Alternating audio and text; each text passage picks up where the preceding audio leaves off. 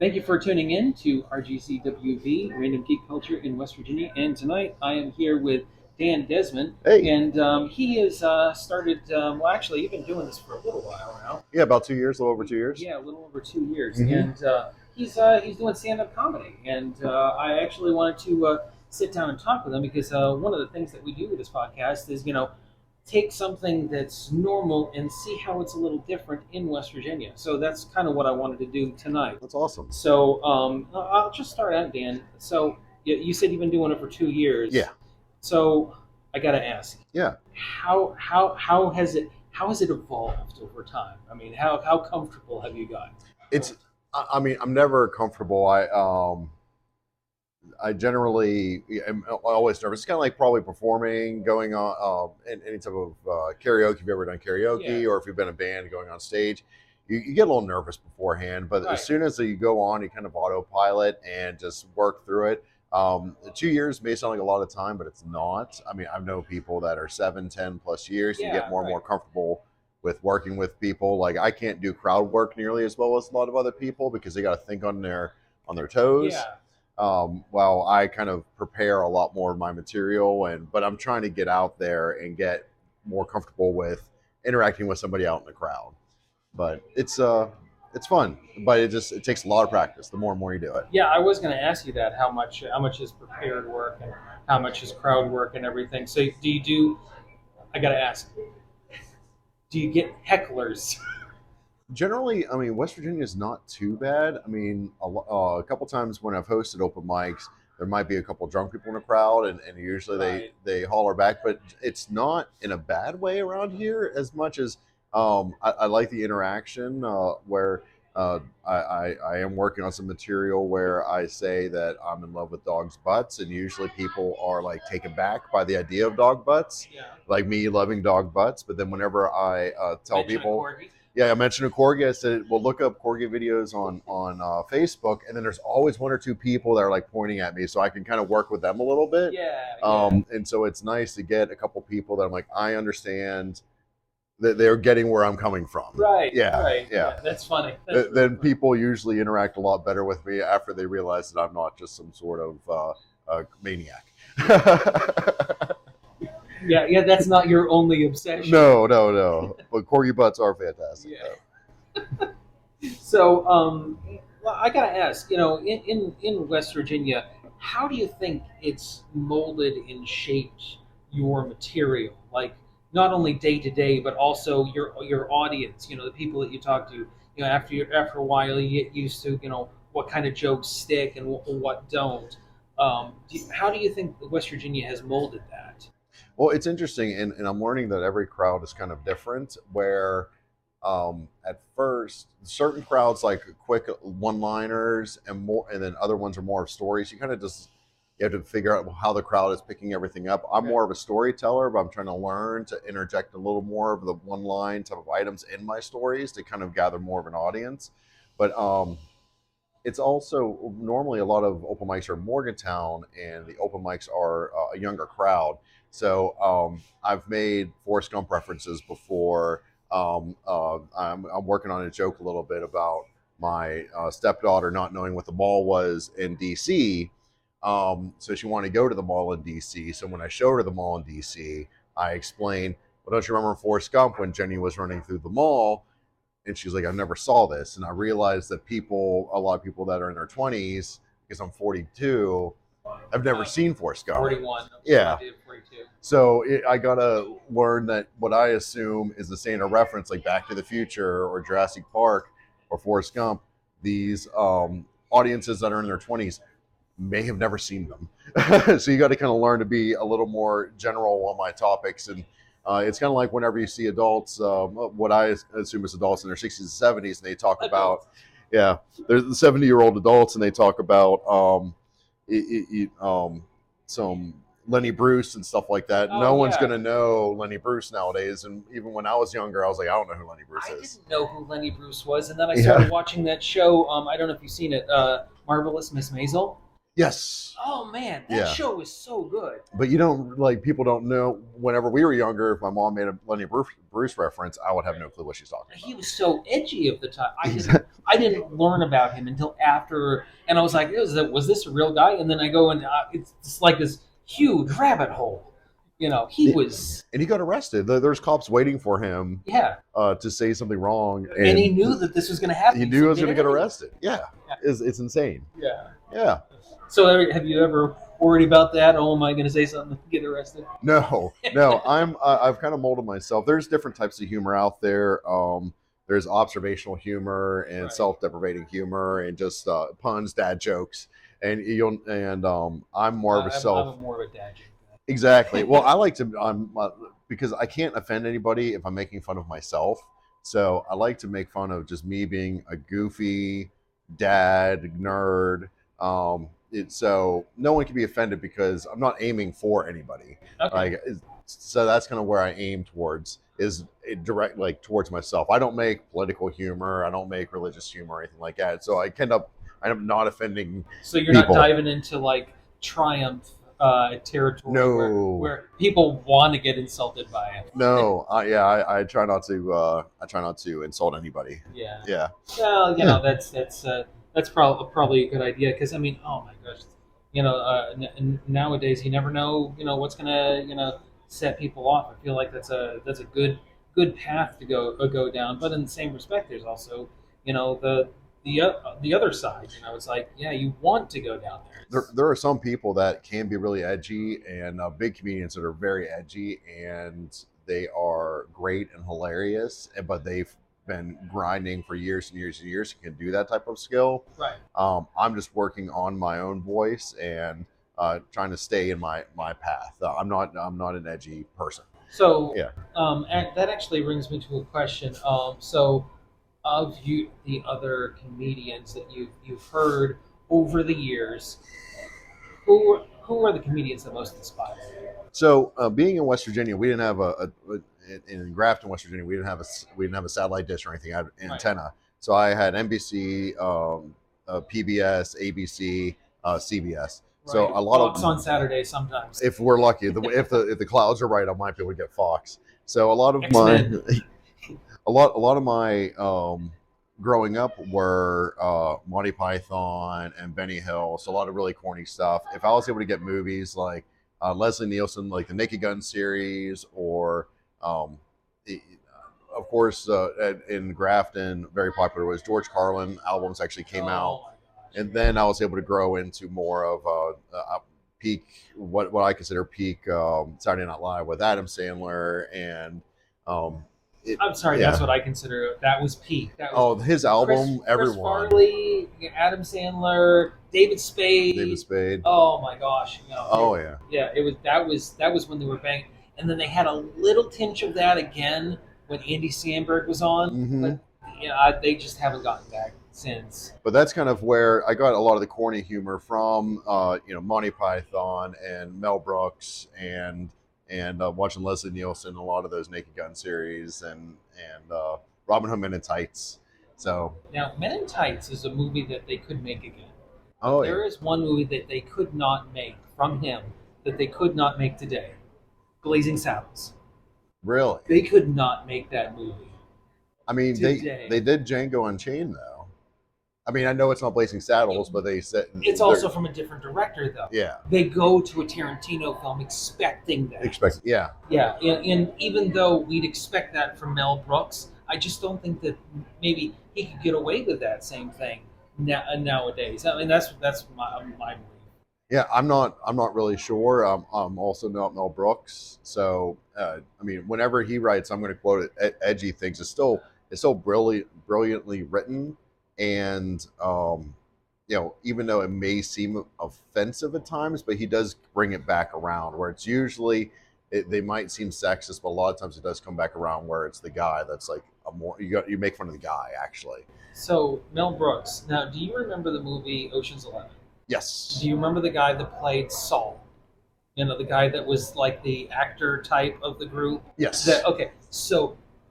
That actor that played him, I don't remember his name. Okay. Him and Mel Brooks have dinner together TV trays in the living Oh room yeah, yeah, several yeah. times a week. Yeah, I remember. Rob Reiner. Yeah, Rob Reiner. yeah, Yes. yeah. And I think that's just so cool. You know, it's like it just makes me think of I don't know. Did you finish Maisel? Marvelous No, Miss. no, Oh, I know. I okay. haven't seen it. I won't Yeah, spoil it. it's okay. Just remember that little tidbit that I just gave you Okay. when you finish Maisel. Okay. Just keep that in the back pocket. So That's so awesome. yeah, me personally, as far as like comedians and stuff. Have you Yeah. ever heard Pete Holmes? Yes. Oh my gosh, he is that's my ultimate right there. Yeah. We're in a peak of comedy right now that's ridiculous between YouTube and Netflix. There's just so many good comedians that are out there. There's so many avenues for them to Randy go on. Feldface. I don't recall that. You don't know Randy? Oh, you had No. to look that up when he. Okay. Okay, so he is essentially a Muppet who's a Okay. stand-up comedian. Okay. But not like a Jeff Dunham. Like the character is you Yeah, don't do you no, see the person? you are Okay. not the you don't see the person. He Randy Feldface is the comedian. That's awesome. Yeah, it's really funny, and That's you know fantastic. he not only is he very good because he's very educated highbrow humor, Okay. but he goes straight to the toilet almost immediately all the time Okay. because he's that Muppet type character. So it's like you're expecting two different kinds of humor from him. Hmm. Oh, it's so funny. So That's awesome. so in another question that I have for like in West Virginia. Yeah. So because West Virginia, especially North Central, Yeah. is so. A lot of people outside of the state don't think it, but I mean, I think it all the time. Yeah. That we are so culturally diverse that Okay. that we have such a wide history from so many different cultural backgrounds. Yeah. That do you find it sometimes difficult when you're up there because you never know what you're what who you're talking to? Well, and that's what you kind of work towards is trying to be universal, which is extremely difficult because I am a middle-aged cis white male, and so I got to be. I've learned from my friends and other comedians of different ages to try to be a little more diverse, and to make sure that what I'm talking to, whenever I say a joke, it's not just for the cis white male, but also the 60-year-old divorcee or the 20-year-old um, transitioning kid, Oh or yeah, and I don't want anything to I say to come off as like bigotry or sexist or anything like that. right. So it's interesting, and I'm glad that there is comedy out there, and with so many comedians that I can talk to and learn a lot more. And because you can't kind of pigeonhole yourself, because like we're around the same age, we hung out. Being from a small town in West Virginia, it wasn't as culturally diverse. I'm glad that there is Morgantown that I can learn from all these different cultures and learning from people that are from larger cities and everything that comes through. Now, as far as being a comedian in Yeah. this area, like how how prevalent do you find your subgenre? I mean, is there a lot of other comedians out there that you know of that's in this area? Um, a lot. I wouldn't say too much. I mean, open mics do produce a good bit of people. I mean, in North Central West Virginia, um, ones that have been as far as I am and longer that are active are probably 10 to 15, but there are a lot of ones that have started before after me that have only gone up 3 or 4 times in open mics, but it's still a growing community. I love. There's a place in Morgantown called 123 Pleasant Street. Yeah. They host it once a month, and I love seeing there's 20, 21-year-old people that are coming in for the first time, and just doing it. And it's interesting. You'll try it 3 or 4 times, get the bug, and then they'll keep going, or they might just say, "Hey, this is the one time I've always wanted to try to do this," and then they do it. They're like, "All right, well, I've checked that off my list," and then I'm done. Right. But I am excited to see more and more people doing it in the area because it is a little more diverse. That people can see all the different points of view. You know what I mean? It is interesting. So from watching things like, well, you're just talking about Pete Holmes a second ago. I don't Hmm. know if you saw HBO Crashing. Yes. Yeah, Crashing's fantastic. Oh Such yeah. a good show. Um, uh, but one of the things that I think that Pete Holmes was really battling with was, being able to get on stage Hmm. and get his name out there. And there's so many places to do that now. Yeah.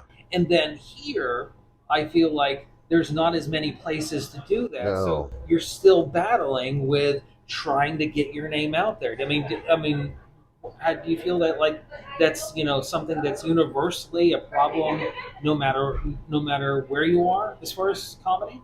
Well, in larger cities, if you go to Pittsburgh, they have something at least one every day. Mm-hmm. So you can go every evening and go to a different bar or restaurant and be able to perform.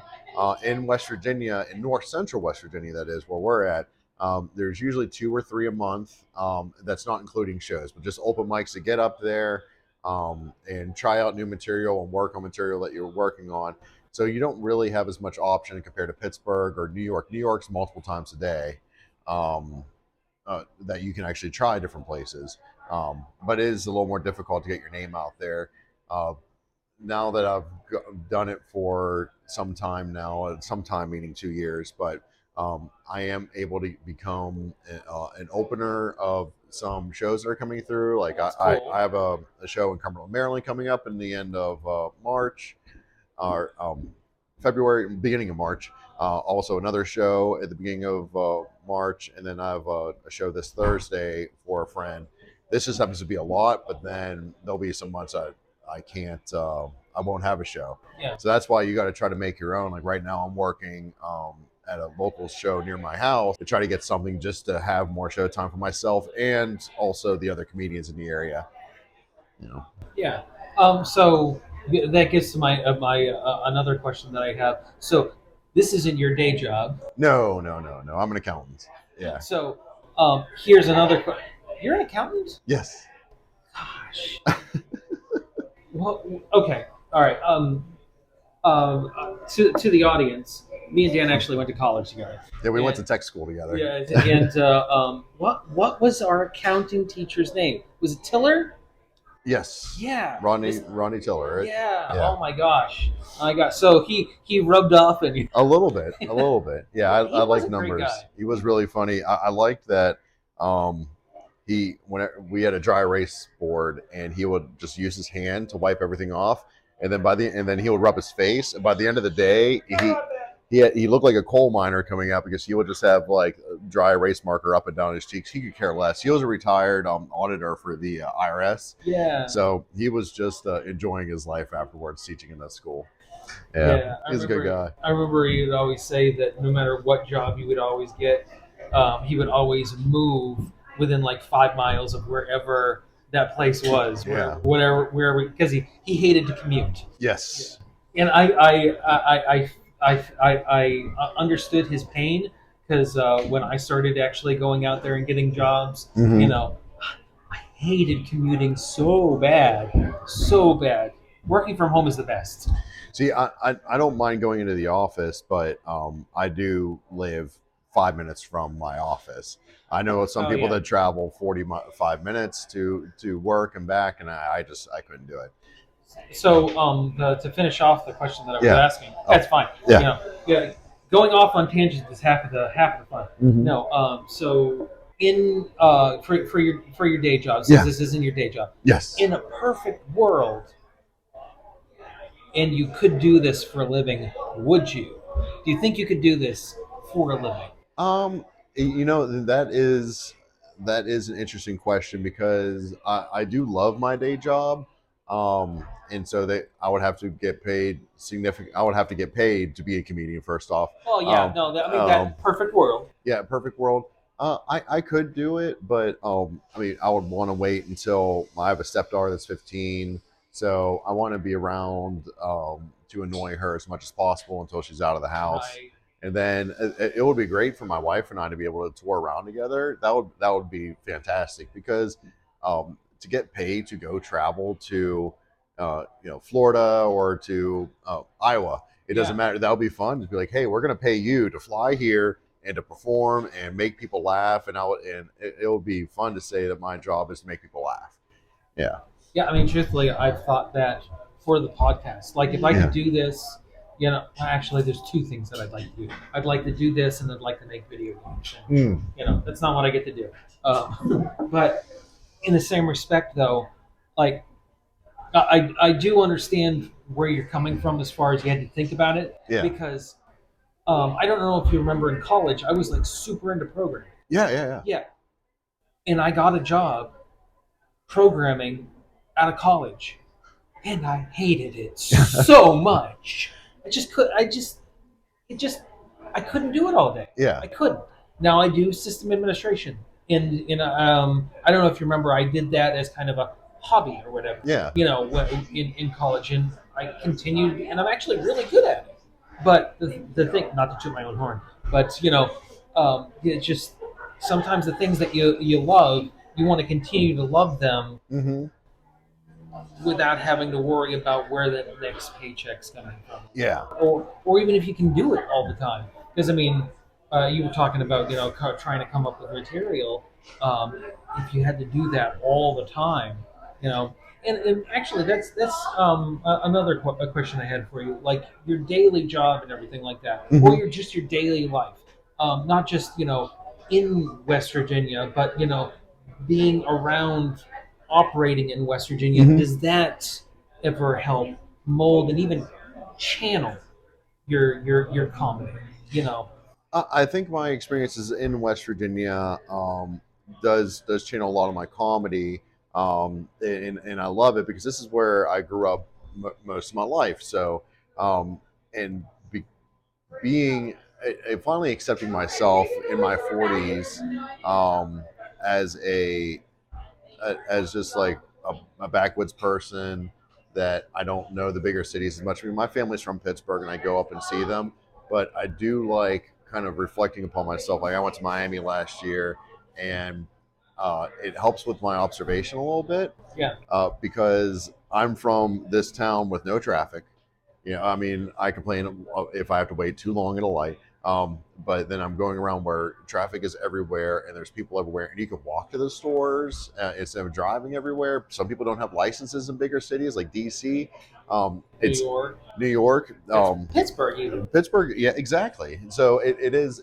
I like to utilize West Virginia as to compare myself to other larger cities, and it's fun to observe that. Not to make fun of a larger city, period. I love larger cities, but to make fun of myself for being like, I can't believe people live like this. People have to wait in traffic for like 3 hours to go 2 miles. You know what I mean? Yeah, I mean that would be a great observational humor Yeah. for like when you're outside of West Virginia. Mm-hmm.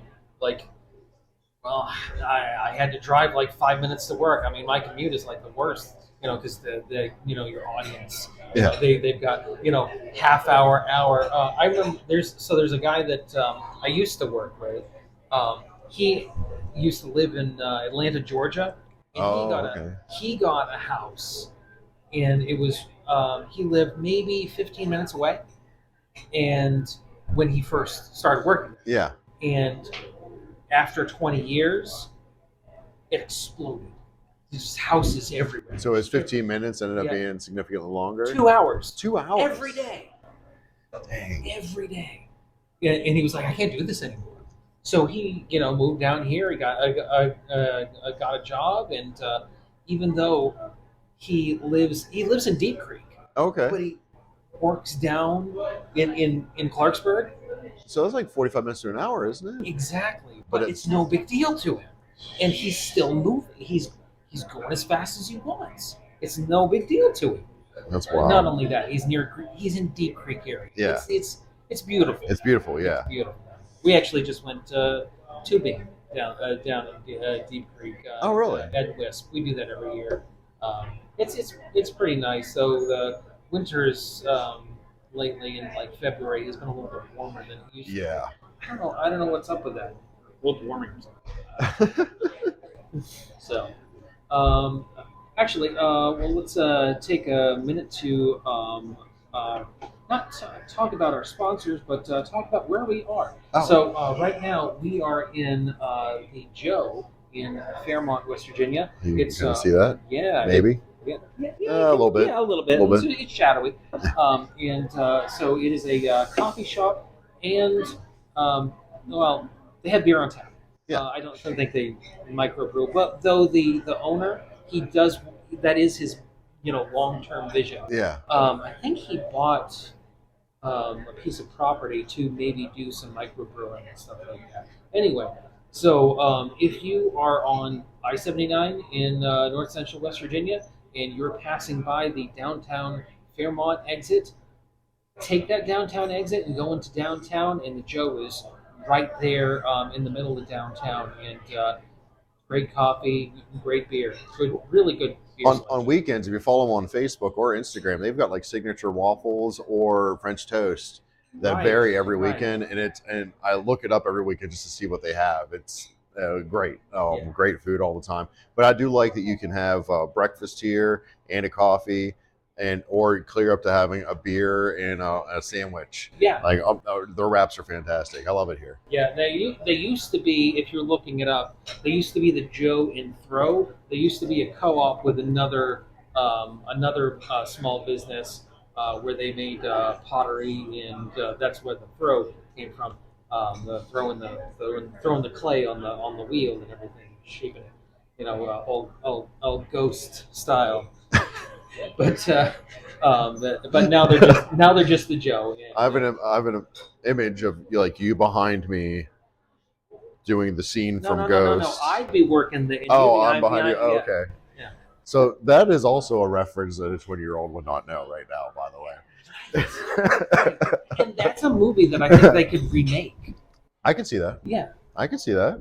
and they could probably get Whoopi Goldberg to do it again. Yeah. Was it Ted Danson? No, it was And no, it was Roadhouse guy, Patrick Swayze. Patrick Yeah, Swayze, that's right. who he died. Didn't Yeah, he he? Yeah, passed away. yeah. Yeah. Ah, So anyway, was there anything that you wanted to say more about the experience or the ride so far? no, it's very fun. I always suggest people anywhere out there look up open mics. You got to make sure it's not just open mic music, but there's open mic comedy. Ask around. It's extremely difficult nowadays to market. We try Instagram and we try Facebook, but because of all the different avenues out there, unless you put a billboard out there, it's really hard to tell everyone.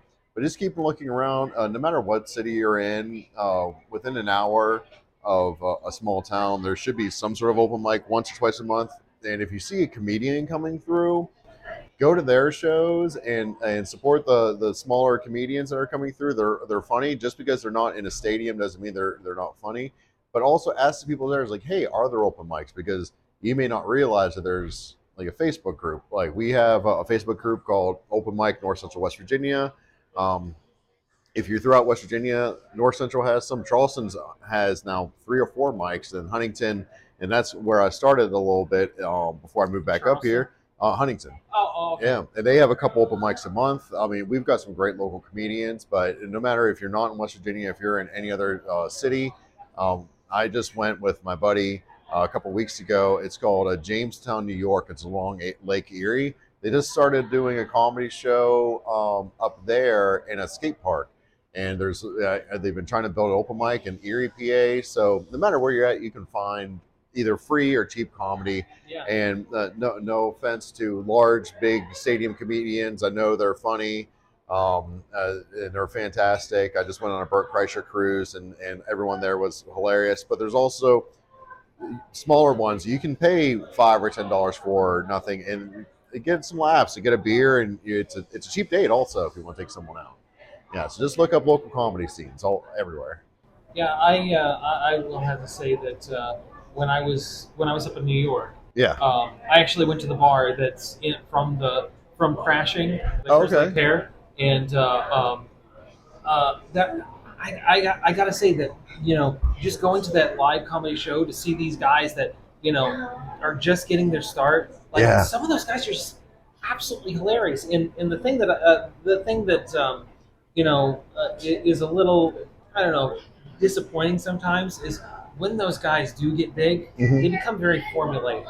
It's the same thing. I mean, they have new jokes, they have new material, but they always present it the same way. Well, it's interesting. Comedy is interesting because I do try to think up new material all the time. I have a notes app and I try to write new stuff. But to really get good at a joke, you got to say it multiple times, retweak it, add things. I'm more of a storyteller, so I take a story which I find funny, and then so I don't lose an audience. You got to try to every the rule of thumb is like 8 to 10 seconds. You want to laugh every like six, 8 times a minute. You want to laugh. So Right. you take a story which I find funny and I kind of have an ending to, and you try to make more and more jokes in the middle of it. Right. So if you go multiple times, you see someone doing it, the same joke over and over. Hopefully, they are they are adding more and more to it. There is a gentleman I know from New York that loves West Virginia, comes through a lot, and he was getting ready to do a tour, and he started with an open mic here, and then he did a multiple city tour throughout the United States and came back. And so you get to see he's trying to work on developing an hour. So I like to see kind of the same jokes, but then as he said them and as he's developed them, because like George Carlin knew what word was funnier than other words. Like as you say them, sometimes you might not realize that the word that he's using is intentionally a funny word because he's probably worked 25 other words in this sentence, but he made this one has the best reaction. Interesting. Yeah, so it's seeing the same comedian month after month. Hopefully, they're still working on that material, or I work on 3 or 4 different sets at a time. But it's nice to see people growing their material, and some people I know are still working on materials for years. As long as you don't put it out there as like a YouTube special or anything, you can take this material and work on it as much as you want. So, one story, if the same story I told 2 years ago is significantly better nowadays because I've got more comfortable saying the story, and I've been able to take and realize, okay, no one's really reacting to this 30 seconds. So what can I do to kind of mix it up a little bit? Right. Yeah. Right. So it's fun. So go and see the same people all the time. If it's a free open mic, enjoy it and watch them grow. You kind of get a little bit of the inside jokes, like okay, because you get this person's personality, you know. Um, One of the comedians that I saw not too long ago, actually, it was almost a year ago. Me and Cassie went to go see him. One of our favorite comedians when we were first married, Brian Regan. Yes. Oh man! So we went to go see him live at the Don Knotts Theater. I don't know what the name And the of it is. Met. Yeah, yeah, the Yeah, Met. yeah, yeah. Okay, so we went to go see him there. Every single joke, every single one. Never heard it before. Never heard it before. And that's one of the things that I've always read about him. He's always working on new stuff. And some people are brilliant. And it was so funny though. He was up there and he was like, "All right, I got something new." And then he goes through this whole thing, and then he didn't get an immediate laugh, and he goes, "Well, that one needs reworked." Yeah. Well, there's a comedian Rory Scovel that's really picking his name up, but he has a small YouTube documentary where he started in Atlanta, and he wanted to do I think 1 month of complete off the cuff comedy, where every night he would go in, not know anything to talk about, not have anything planned, and then just start talking and really hone the craft of like crowd work and also building his material there. That is a skill that is way far above and beyond me at all. Period. I'm too compartmentalized, but it's great. I love whenever I see people like that. And next time Regan comes around, he might say some of the same jokes, Yeah. but then you might hear a joke that didn't work before, but he might have reworked it a little bit, and then boom, it might be the best joke he had the entire evening. And the funny thing is that joke he says in Morgantown, West Virginia, might be that might completely hit in like Omaha, Nebraska, because the crowd is just different enough for everyone just to love it. Oh, that was one of the things that Pete Holmes was talking about. Was I don't know if you saw his latest on Netflix. No, not yet. Oh, No. really good. It came out like maybe a month ago. Mm-hmm. It's I'm Not For Everyone is Uh-huh. what it's called. But he's constantly like telling jokes. Okay, that one didn't work here in Minnesota. Oh, right, that one's Minnesota edgy. And it's like this one would be like your Excuse me. lowbrow humor in California where I'm from, but that one works here. And that's different things you learn. And as you're when you get to the Pete Holmes size, also it's nice. He'll bring in Pete Holmes fans, Yeah. where right now, my mom and my sister might be Dan Desmond fans, but everyone else that comes over, I got to make sure to work with them. If I start having like 100,000 to 1 million followers on Instagram, I may be able to say my own inside the pocket jokes like Pete Holmes, Yeah. because he's everyone that goes and buys a ticket for him, they're paying 30, 40, $50 a ticket. They know what they're getting themselves into. Yeah. Yeah. All right. Yeah. I think that's everything that we needed to No. go over. Okay. Anyway, yeah, yeah. I don't think I had any other questions. Oh, you know what? Actually, I did have one. Okay. Can we hear anything? Um, That we needed to no. go over. Okay. Anyway, yeah, yeah. I don't think I had any other question. Oh, you know what? Actually, I did have one. Okay. Can we hear anything? Well, let me.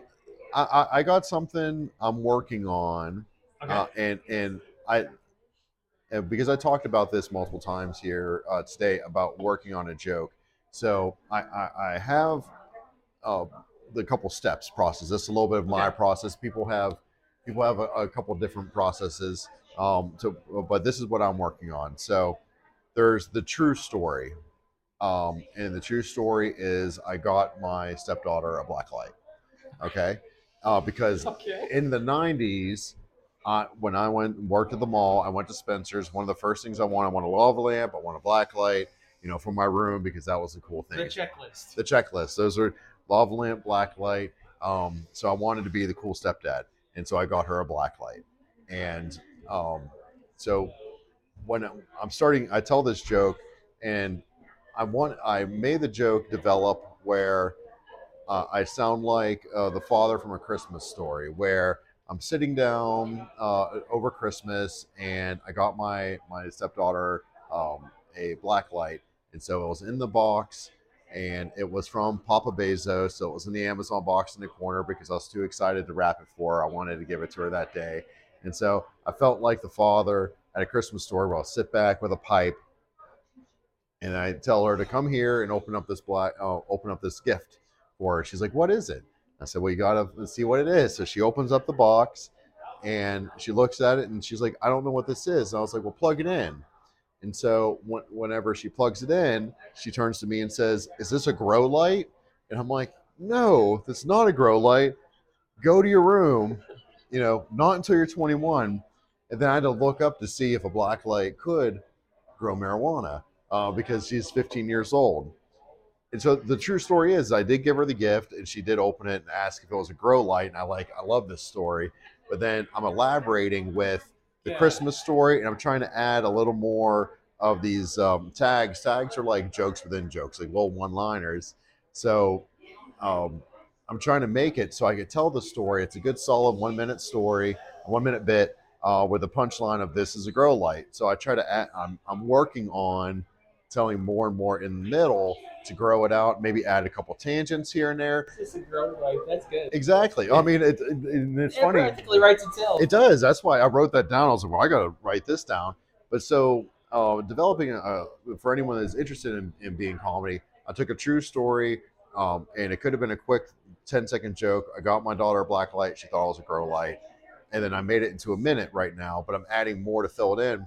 And you can take that minute, then I can run tangents off. So at the end, it's always going to be, is this a grow light? So in the middle, I could talk about being a dweeb mall rat, spending all my money on Dragon Ball Z VHSs, and buying myself a lava lamp, even though I've never smoked before in my entire life. So I can make that into 5 minutes if I wanted to. And the fun thing about comedy is I can have the quick 10-second joke, or if I keep working on it, I got the 1 minute long joke, or I can even grow that story into 5 minutes and then add all these tangents left and right. So that's kind of the process of that's a joke I'm working on, and these are different things you can do to kind of develop it. Now this is 2 years in. I've learned a lot in those 2 years, and hopefully we can come back again in another 2 3 years, and I can tell you that joke, and I can go on 5 minutes about this, and I can just go all over the place, and then you'll be laughing every couple seconds here and there. So That sounds great. yeah, We'll have to do that. yeah, no, that'll be fun. All right, so we are done with the comedy portion. So I Yeah. think what we're going to do is we're going to go into the final piece that we always do for the show, which is geek outs. So you've listened to the podcast Oh before, yeah. so, Oh so yeah. you know what it's about. So Dan, what are you geeking out about right now? Well, it's the same thing I've been geeking out for 30 plus years now. We were just talking about it earlier before the podcast is Ninja Turtles. It's there's a new explosion. Mutant Mayhem's out there. Colin Jost is writing a live action uh, part of it. Nickelodeon's also doing a spin-off of Mutant Mayhem for a Which I series. love. I don't know why they didn't have a commercial during the Super Bowl for it, because Paramount was the one that won the bid Yeah. for the Super Bowl, and Mutant Mayhem was such a big hit. Why wouldn't you announce that? It's they didn't actually have to spend any money to advertise it. No, It was a yeah. perfect opportunity. It's and they great. didn't. They anyway. Keep going. But no, it's I like the new resurgence. I mean, I think Mutant Mayhem followed suit after Spider Verse on the new type of style of CGI, and then I we love also that. talked about The Last Ronin, which was just a fun project from one of the producers or the original writers, Kevin Eastman, Kevin Eastman and Peter Laird. yeah, Peter Liard. Yeah. Though I think Liard has stepped down as an executive. But I'm glad that they did it. It was supposed to be a one-off 5 episode or 5 issue series, and it's really got a resurgence for the adults. We're talking about the people that make God of War are going to take the same engine of God of War and do. They're developing a Ronin game. Which would be fantastic. I'm hopefully within the next 2 years they have it if they can ride the Mutant Mayhem range. For our viewers, if you haven't read Not that Mayhem. graphic novel, The Last Last Ronin, Ronin. it's basically that not so much post-apocalyptic, but dystopian future, and there's only one turtle left, and half of the actually pretty much the one of the big intrigues of it is which turtle is it? Mm-hmm. And so it's just a fantastic book. I mean, the artwork is great, the action is great, the story is so deep and rich. Mm-hmm. But it's one that I feel like Kevin Eastman and Peter Liard really had time to think about it and really craft it in the background. Well, they wanted to do it since the '80s, but they didn't want to really have an ending like that for a while. And then now that they are older and have plenty of time and money, they decided just to have this spinoff.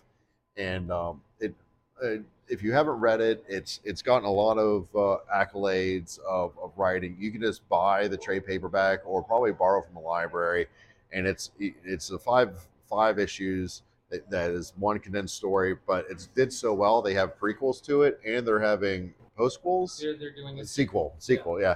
That's a better word for it than a postquel. Well, it kind of is a postquel. I think I made up a word. It's basically in a continuation Yeah. of the story that we will not spoil if you haven't read it. No, but please read it. I mean, if you haven't seen the Mutant Mayhem, it's fun. It's beautiful. The music's great. The voice acting is great. And there's just this new resurgence of Ninja Turtles. I'm glad. It's always been around for years and years and years, but it seems like it's super popular. Yeah. There's great toys. If you like the old school toys or anything, or little statuettes, it's so much beautiful things happening right now. And I like that even though it is under Nickelodeon, it can kind of run its own little pacing. It's not under DC or Marvel, so they have a little more freedom to do their own formulas. They don't have to follow the same suit every time. So one of the reasons, I don't know if you saw this article, but one of the reasons that they hadn't announced that they were going to do a sequel for Last Ronin Yeah. was because Last Ronin was actually when the reason why they called it Last Ronin. Well, one reason was because their Eastman and Liard's rights to Ninja Turtles was running out, so it Oh, was their okay. last ride. Okay. So, in the what Paramount had agreed to do was let them come out with the sequel because they own the rights now.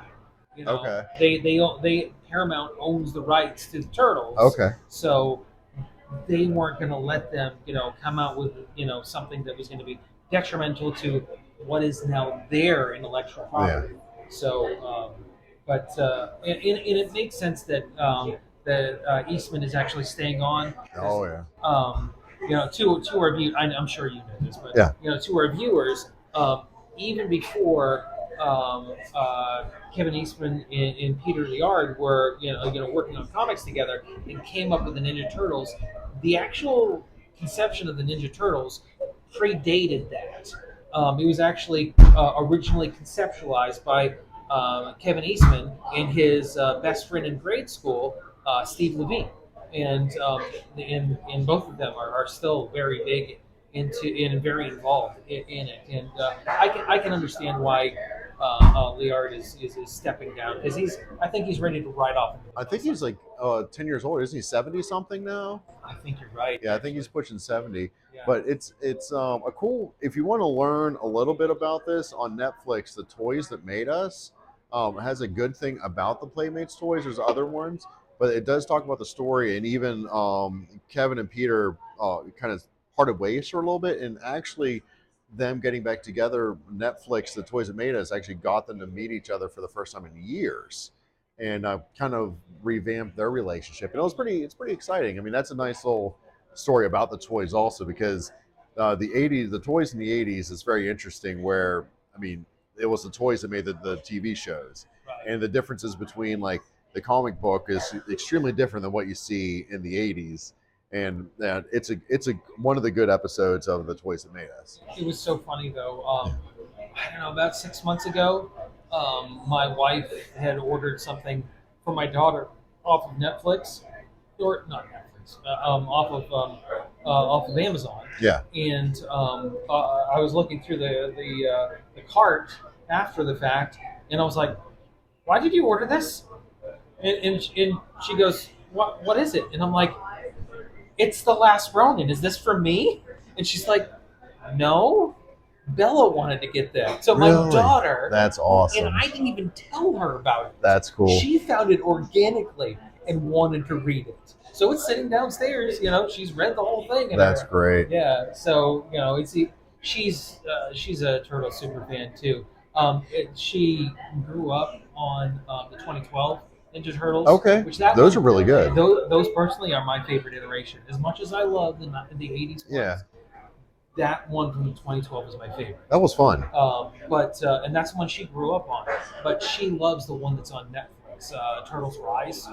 Oh, I haven't really watched it. Okay, Much. so I actually couldn't get into it. Okay. But the movie following it is really good. Oh. If you don't watch the show, watch the movie. Watch the It comes movie? at the end because it's so good that they're gonna make new episodes. Really? They're bringing it back. Now, a geek out about a geek out is there's a toy line called NECA. They're one toy manufacturer called NECA, NECA, and I I have very minimal space in my house, so I try to keep my toy collection to a minimum. Right. And so my wife agreed these are okay. Not that she's mean about it. I asked her if this was display appropriate. I don't want to We buy don't something. have to pretend that we're not the bosses. Yeah. We're not the No, bosses. but I mean, I don't want to buy something and then have it just sit in a box in a basement somewhere. Like I want to Right. be able, if I'm spending $30 on something, I would like for it to be not wasted. Yeah. So they did a crossover Ninja Turtles with the Universal Monster series, Okay. and so there's a blend of like Leonardo as the Hunchback of Notre Dame, Raphael as Frankenstein, Michelangelo as the Mummy, and they're really cool I think I've figures. seen those. I have all of them that are currently out, and they're fun little series. Like Van Helsing is Splinter, Bride of Frankenstein is April O'Neil, Invisible Man's Donatello. They're really, really good, and they're still developing them. Van Helsing actually from Dracula, or Van Helsing from like Van Helsing movies that where he's more of a cowboy, Well, he's or is he actually is he like a doctor type of no, he's intellectual? more of the killer, the vampire Oh, okay, killer, Van okay, Helsing. okay, What was that? Hugh Jackman. yeah, Yeah, so he's kind of the that, huge act man. the huge, yeah, So yeah, you're feel free to use that. the huge act man. The huge act. No, no. I thought of that when I was watching The Greatest Showman. I love that movie. It's so good. My wife, So good. I was listening to the album on Spotify. She's like, "Why are you listening to this?" And then I caught her a couple days later listening to the soundtrack, and I was like, "I told you, it's a really good soundtrack. It's a really great movie." From now on, that's all we're going to be singing in our heads. Oh yeah, the Hugh Jackman. Yeah. So I'll move on to my geek out. Okay, So yeah. yeah. What's going on with you? So do you remember? Okay, you remember PlayStation? Yes. Okay, you remember? The did you have a PlayStation? I had a PlayStation 2. Okay. Yep. All right. Do you remember the huge theatrical, you blockbuster hit of PlayStation, Final Fantasy VII? Oh yeah. I got the remake on PS4. Okay, so Yeah. yeah, Rebirth comes out next week. Yeah. Now That's the next chapter. they're doing 3 chapters now, Yeah, aren't they they? are doing So 3 chapters. this one they already are developing a 3rd chapter Yes. when the new one comes out. Yeah. So they so this one will go all the way up to what happens at the City of Ancients. Oh, okay. So we'll find out what happens. It's awesome. Oh my gosh. Then I also heard they're doing Final Fantasy 9 also, aren't they? Aren't they remaking that? Oh no, I heard that there was talks, but I hadn't seen anything definite. Doesn't mean there isn't. Yeah. Because I can't see everything. Yeah. No, this is. I hope it keeps fueling Final Fantasy. Also, this will be good to come back. Because a lot of the Final Fantasy now is like kind of an MMO, like a lot of the newer ones, right? Well, did you play? Well, yeah. Like was it 15 or something like that? 14. 14. 14. 14.